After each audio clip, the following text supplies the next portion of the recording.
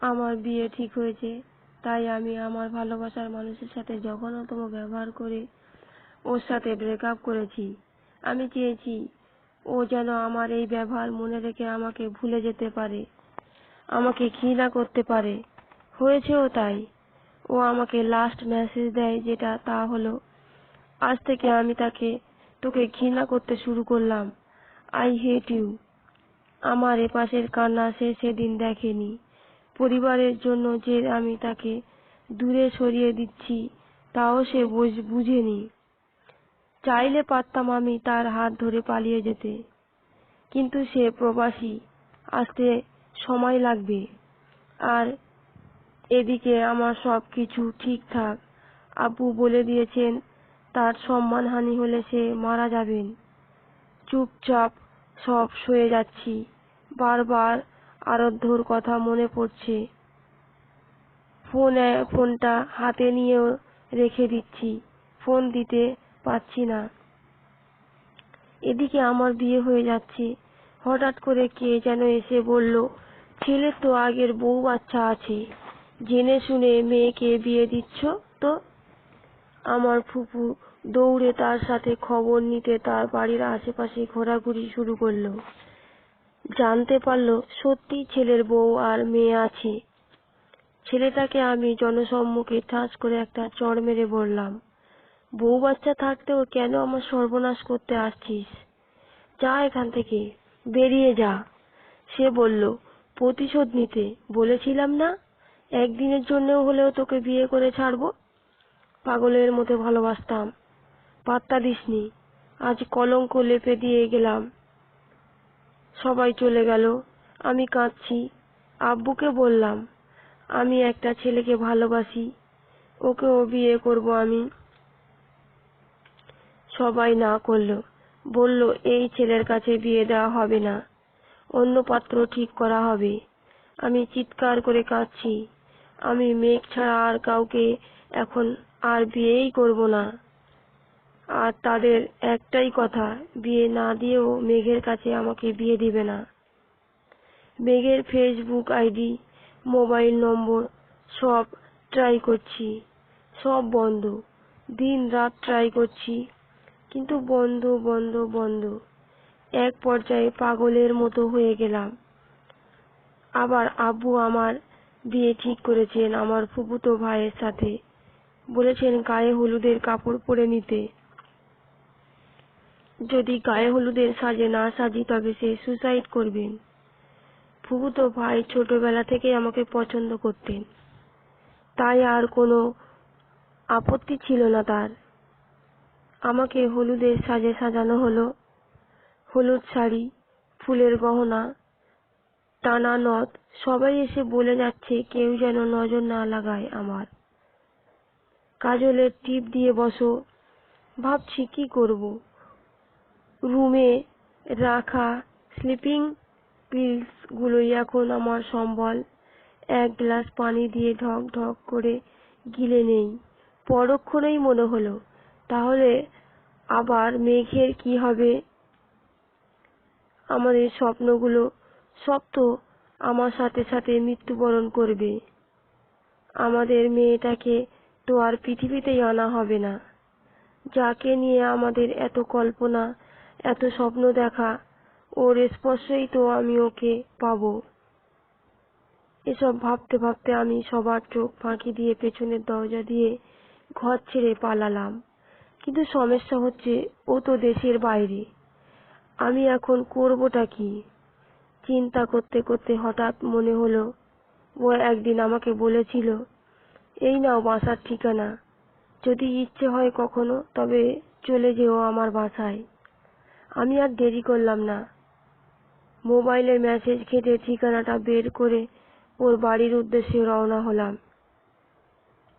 জীবনের প্রথম আমি আমার এলাকা ছেড়ে অন্য একটা জেলায় যাচ্ছি, তাও আবার একা।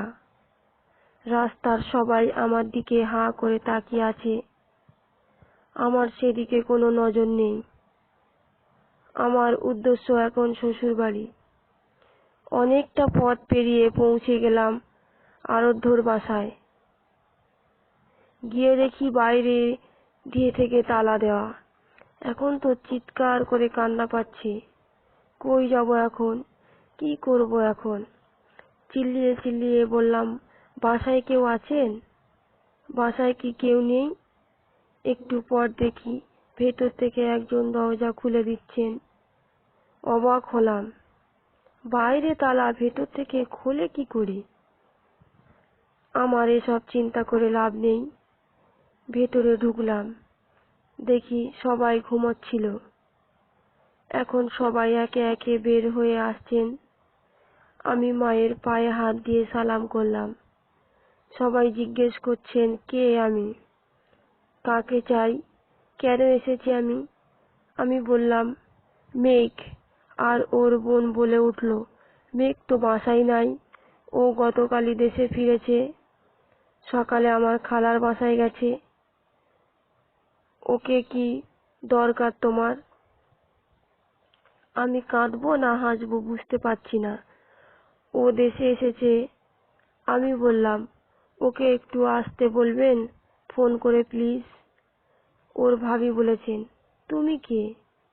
আর তোমার দেখে তো মনে হচ্ছে তুমি গায়ে হলুদের কনে, এই অবস্থায় আসছো কেন? মেঘের মা এবার সবাইকে থামিয়ে দিয়ে বলল, হয়েছে, এবার থাম তোরা। মেয়েটাকে বসতে দে, একটু জিরিয়ে নিতে দে। মা আমাকে মেঘের রুমে নিয়ে গেল, পানি দিল। আমার হাত কাঁপছে। মা নিজেই আমার মুখে পানি তুলে দিল। আমি পানি খেয়ে বসে আছি। অনেকটা ভয় কাজ করছে, বাসার সবাই আমাকে মেনে নিবে তো? আর মেঘ মেঘ আমাকে রাখবে তো, নাকি আমাকে ফিরিয়ে দেবে? এসে শুনলাম মেঘের ভাবির বোনের সাথে ওর বিয়ে ঠিক করেছে, ওর ভাই ভাবি। ও যদি আমাকে ফিরিয়ে দেয় তবে মৃত্যু ছাড়া আমার আর কোনো পথ নেই, থাকবে না। মা আমাকে রেস্ট নিতে বলে চলে গেল। কিছুক্ষণ পর দরজায় নক। আমি উঠে বসে পড়লাম, দেখি মেঘ এসেছে। এই প্রথম আমরা দুজন দুজনকে সামনাসামনি দেখছি, যেহেতু আমাদের পরিচয়টা ফেসবুকের মাধ্যমে। আমি কোনো দ্বিধাদ্বন্দ্ব না রেখে ঝাঁপিয়ে পড়লাম ওর বুকে। আমি চিৎকার করে কাঁদছি। আমার নথের আঁচড়ে ওর বুকে দাগ লেগে গেল। ও উফ শব্দ করে আমাকে ওর বুক থেকে ছাড়িয়ে নিয়ে বলল, কে আপনি? আমি চরম এক ঝটকা খেলাম। মেঘ, তুমি আমায় চিনতে পারছো না? আমি তোমার মেঘা। কোন মেঘা? আমি কোনো মেঘা টেঘাকে চিনি না। মেঘ, আমি জানি তুমি আমার উপর অভিমান করে আছো, কিন্তু দেখো প্লিজ, এত নির্দয় হয়ো না। দেখো আমি ঘর ছেড়ে হলুদের স্টেজ থেকে পালিয়ে তোমার কাছে একেবারে চলে এসেছি। এবার ওর বাসায় সবাই এক ঝটকা খেলো। মেঘ কোনো কথা বলছে না। ওর ভাবি আমাকে বলছে, তুমি বাসা থেকে বেরিয়ে যাবে নাকি আমি তোমার হাত ধরে বের করে দিব। ওর কয়দিন পরেই বিয়ে, আর ও বলছে না ও তোমায় চেনে না। তাহলে দাঁড়িয়ে আছো কেন? বের হও ঘর থেকে। আমি মেঘের কলার ধরে বলছি, ও কলিজা, তুই আমাকে চিনিস না? একবার তাকাও আমার দিকে। তুই না বলতিস আমার চোখের পানির দিকে তাকালে তোর ঠোঁটে হাসি ফোটে? আজ তোর সেই প্রিয় চোখ জলে ভিজে যাচ্ছে, তুই দেখবি না? আমি কাঁদলে না তোর বুকের ভেতর ব্যথা করে? আজ করছে না ব্যথা? আমি কই যাব বলতে পারিস তুই? আমার তো মৃত্যু ছাড়া কোনো পথ খোলা থাকবে না। আরাধ্য মন দিয়ে তাকিয়ে আছে। ওর ভাবি আমার হাত ধরে টেনে নিয়ে রুমের বাইরে বের করে দিল। আমি ঠাস করে গিয়ে ওর বাবার পায়ের কাছে পড়লাম। সবাই বাসায় ছিল ওর বাবা ছাড়া। ওর বাবা কাহিনী কি জানতে চাইলেন। ওর ভাবি গড় গড় করে সব বলে যাচ্ছে। মেঘের মা মেঘের বাবাকে ডেকে তাদের রুমে নিলেন। আমি অসহায়ের মতো বাইরে দাঁড়িয়ে আছি আর ভাবছি, হায় রে ভালোবাসা, আজ আমায় মৃত্যুর মুখে ঠেলে দিলি তুই। মেঘের বাবা রুম থেকে বেরিয়ে সবার উদ্দেশ্যে বললেন, আমি জানি না কে এই মেয়ে, কি তার পরিচয়, কিন্তু মেয়েটা যেভাবে বাড়ি ছেড়ে পালিয়েছে আর যেভাবে কাঁদছে, মনে হয় না এর মাঝে কোনো অভিনয় আছে। ও সত্যিই মেঘকে ভালোবাসে। আর একটা মেয়েকে এই অবস্থাতে আমি আমার বাসা থেকে বের করে দিতে পারি না। আর আমি যতটুকু বুঝতে পারলাম, ও মেঘকে ভালোও রাখবে। তাই একটা কাজের ব্যবস্থা করো, আর একজন মার্কেটে গিয়ে বর কনের জন্য ড্রেস কিনে নিয়ে আসো। আমি আজই মেঘের সাথে মেয়েটার বিয়ে সেরে ফেলতে চাই। তাছাড়া এসব লোকজন জানাজানি হলে নানান ঝামেলা হবে। মেঘ ওর মায়ের দিকে একবার আর বাবার দিকে একবার তাকিয়ে মাথা নিচু করে ফেলল। ওর ভাবি ফুসফুস করতে করতে ঘর থেকে বেরিয়ে গেল। মেঘের মা আমাকে বাথরুমে নিয়ে দেখিয়ে দিল, গোসল করে নিতে বলল। আমি গোসল করছি আর ভাবছি, হায় রে মেঘ, সবাই আমায় আপন করে নিচ্ছে, কিন্তু যার আপন আমি হতে চাইলাম তারই মন থেকে আপন হতে পারলাম না। মাথায় পড়ছে পানি, আর পানির সাথে ধুয়ে যাচ্ছে আমার চোখের জল। কয়েকজন মিলে আমাকে বিয়ের সাজে সাজাচ্ছে। সবার বিয়ের শাড়ি হয় খয়েরি, লাল বা গোলাপি রঙের, কিন্তু আমার বিয়ের শাড়ি দেখছি খয়েরি আর নীল মিক্সড। খয়েরির মাঝে পাড়ের কাছে নীল নীল কারুকাজ। মনে পড়ল মেঘের তো নীল রং পছন্দ। আমি যেদিন প্রথম ভিডিও কলে ওর সামনে আসি, সেদিন নীল রং গায়ে ছিল আমার। আর ও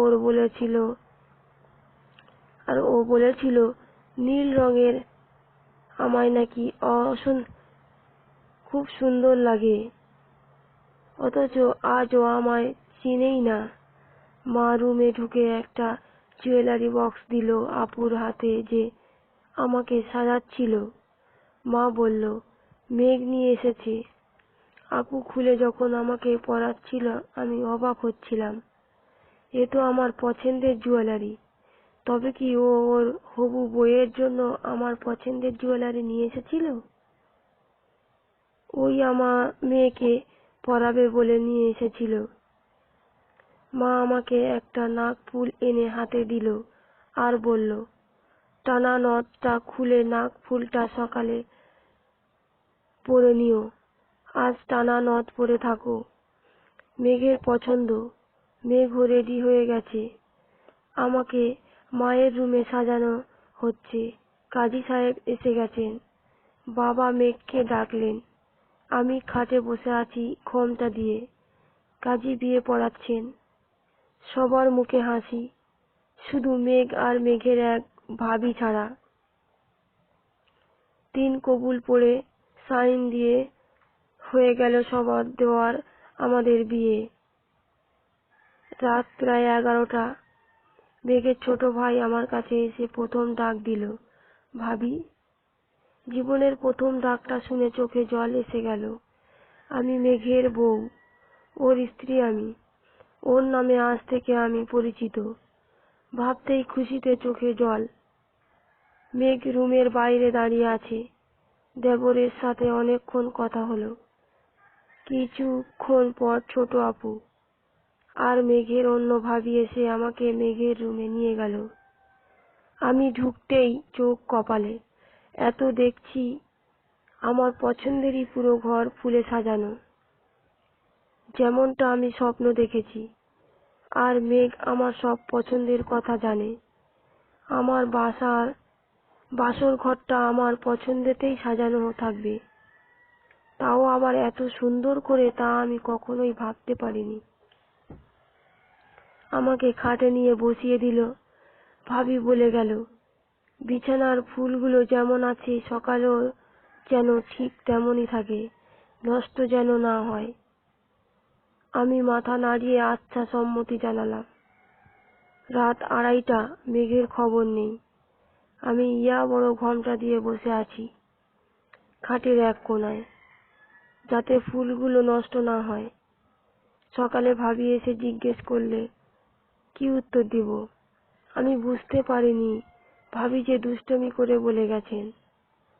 কিছুক্ষণ পর দরজায় নক করে মেঘ রুমে প্রবেশ করলো।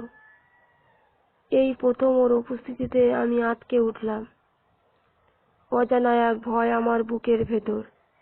ও আমাকে মন থেকে এক্সপেক্ট করেছে তো? বিয়েটা ওর ইচ্ছেতে হয়েছে তো? ও আমার স্ত্রী রূপে মেনে নিবে তো? নাকি আমি হারাবো আমার অধিকার? আমার চিন্তাগুলোর অবসান ঘটিয়ে মেঘ এসে খাটে বসলো। আমার হাতের লোম থেকে দাঁড়িয়ে গেল ভয় প্লাস লজ্জায়। আমি ভেবেছি ও এখন আমার ঘোমটা তুলবে, দেখবে ওর বউটাকে কেমন লাগছে। কিন্তু আমাকে অবাক করার মাত্র ছাড়িয়ে দিয়ে সে আমার পাশে রাখা একটা বালিশ আর কাঁথা নিয়ে চলে গেল বারান্দায়। আর ওখানেই সে বিছানা পেতে শুয়ে পড়ল। আমি ভাবছি, কি হলো এটা? আজকের রাতটা নাকি সবার জীবনের সব থেকে মধুর রাত, স্পেশাল রাত। আর আমার জীবনে দেখছি নিম পাতার রাত হয়ে গেল। অনেক কিছু ভেবে পরে ভাবলাম, তাতে কি, আপন করে তো পেয়েই গেছি যাকে চেয়েছি আমি। কোনো একদিন না হয় তবে চিনির রাত। এই ভেবে না লাইট অফ করে দিয়ে চোখ বন্ধ করে শুয়ে আছি। কিন্তু ঘুম কি আর আসে? একের পর এক স্মৃতিগুলো মনে পড়ছে। কত রাত আমরা না ঘুমিয়ে কাটিয়েছি, ভালোবাসি ভালোবাসি বলতে বলতে। কখন যে ফজরের আজান দিয়ে দিত টেরই পেতাম না। অথচ আজ আমরা কতটা কাছাকাছি। নেই কোনো ভয়, নেই কোনো বাধা, কিন্তু তবুও কত দূরত্ব দেখো আমাদের মাঝে। ভাবতে ভাবতেই চোখের কোণে বেয়ে জল গড়িয়ে পড়ল। কিছুক্ষণ পর অনুভব করলাম কি যেন খাটের উপর ভয় করেছে। মনে মনে ভাবছি, ভূত না তো, নাকি এ বাসায় বিড়াল আছে। চোখ খুলছি না আমি, দু চোখ বন্ধ আমার। একটু পরে অনুভব করলাম রুমের লাইট জ্বলে উঠলো। এবার আমার মাথায় কেউ হাত রাখলো। আমার আর বুঝতে বাকি রইল না, এ যে আমার মেঘ। আমি চোখ বন্ধ করেই আছি, আর সে ভেবেছে আমি ঘুমিয়ে আছি। প্রায় 30 মিনিট হয়ে গেছে সে আমাকে দেখছে, কিন্তু কোনো কথা বলছে না। আমার হঠাৎ মনে হলো, আমরা এই নিয়ে প্রায় ঝগড়া করতাম যে কে আগে ঘুমাবে। ও বলতো তুমি, আমি বলতাম না তুমি। কারণ যে পরে ঘুমাবে সে মন ভরে অপরজনকে দেখতে পারবে। কারণ দুজনই আমরা খুব লাজুক। দুজন দুজনের মুখের দিকে এক ধ্যানে তাকিয়ে থাকতে আমাদের একটু সমস্যাই হবে। যে লাজুক আমরা, ভিডিও কলে কথা বলার সময় আমরা দুজন দুজনের দিকে 2 মিনিট স্থিরভাবে তাকিয়ে থাকতে পারিনি। নয় ও লজ্জায় মুখ লুকায়, নয়তো আমি। আর বিয়ের পর তো সামনাসামনি থাকবো, তখন তো আরো লজ্জা লাগবে হয়তো।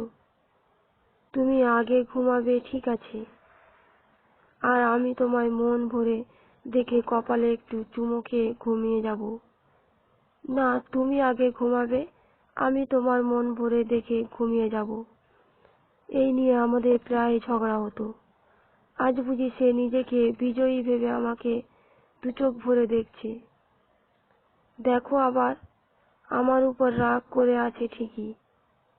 এত জেদের মাঝেও আমার ইচ্ছেগুলো ঠিকই এক এক করে পূরণ করছে, আর তার ইচ্ছেগুলো অথচ আমাকে বুঝতেও দিল না। মনে মনে ভাবছি, অনেকক্ষণ পর আমার কপালে একটা চুমু খেয়ে সে চলে যাবেন। সেই মুহূর্তেই আমি হাতটা ধরে বললাম, কারো অনুমতি ছাড়া তার গায়ে স্পর্শ করা ঠিক না, জানেন না? এই বলে উঠে বসে পড়লাম ঘোমটা টেনে।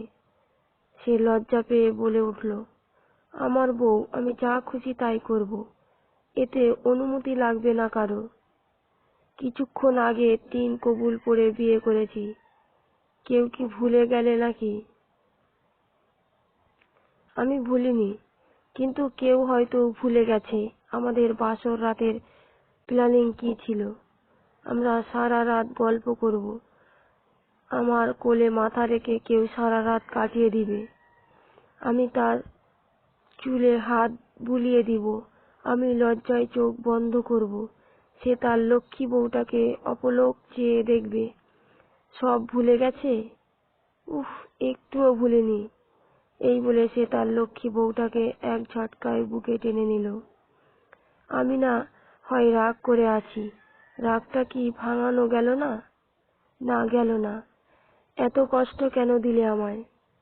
বারে, তুমি যে আমায় এতদিন দিয়েছ সেটা কিছু ছিল না, তাই বলে আমায় তুমি অস্বীকার করবে?